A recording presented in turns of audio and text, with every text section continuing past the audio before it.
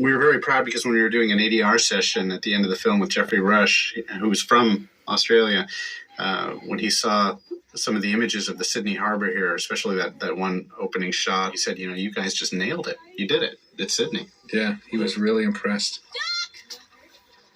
It's not a duck, it's a pelican! We do have one name for a boat that we really wish we had gotten in there, but we never did, which was the Tipping Hedron. And we're kind of wishing we had gotten for the birds. Yeah. Well, Gerald and Nigel actually were going to originally conceive to be have more character shtick together. Gerald was going to be this sort of sloppy, messy, oil-slicked, kind of bird, while Nigel was going to be very fastidious and neat and tall. And I don't know, it just ended up always becoming as stereotypical as it sounds, and we never could make a scene that was worthy. It was like the whole movie was stopping just so they could have some shtick. I don't know, somehow you still have to go that route originally to find your characters, but you end up usually throwing that kind of stuff out because it doesn't push anything forward. Well, I mean, that's efficiency, and that definitely was something that we talked about along the way. We listened to Nichols and May, and there was this great line where a mother calls her son, and the only line she says is, "This is your mother. Remember me?" And you get it immediately. Yeah. And so that's the kind of thing we always talked about striving for. Yeah, that became our touchstone line. It says it doesn't have the "it's your mother, remember me" economy. And right. we have so many characters, you just need to get it. You need to get it right out of the gate. Huh? And how does that make me live? Fine.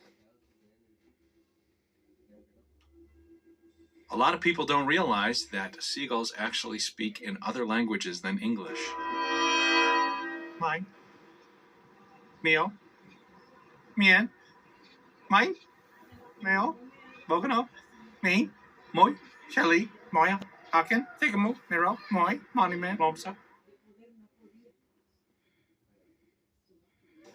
This pelican scene had been in the movie for a long, long, long time, but it wasn't until we added the seagulls to the end. Just boosted that whole sequence up to a level that it had never been at before. Yeah, I remember Derek bringing all this footage and you showing us your first cut, and we just were ecstatic.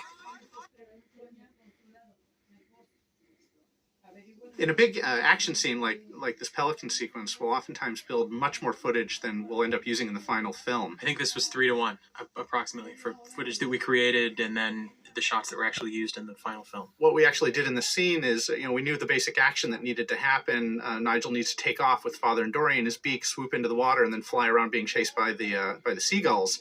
And what we did was we basically blocked out that entire action flying around the harbor and then filmed it lots of different ways. Big wide shots, tracking shots, shots moving through the air, shots locked on the ground, panning, seeing them go by.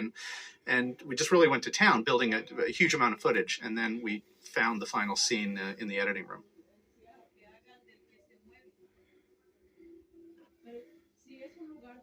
Those seagulls, by the way.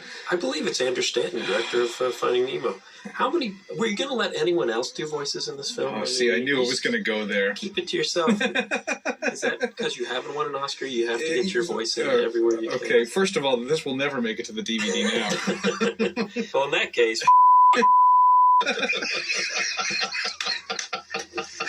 Okay.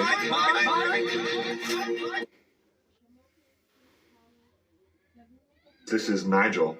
He's a pelican, this guy.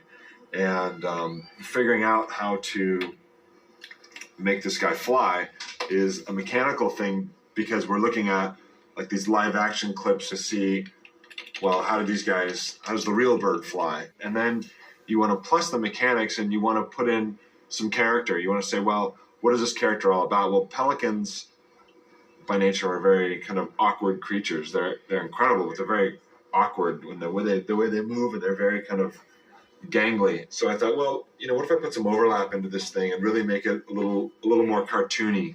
You kind of come from the mechanics, and then you take caricature and acting, and you put all of that stuff together, and that's where the end performance really comes from.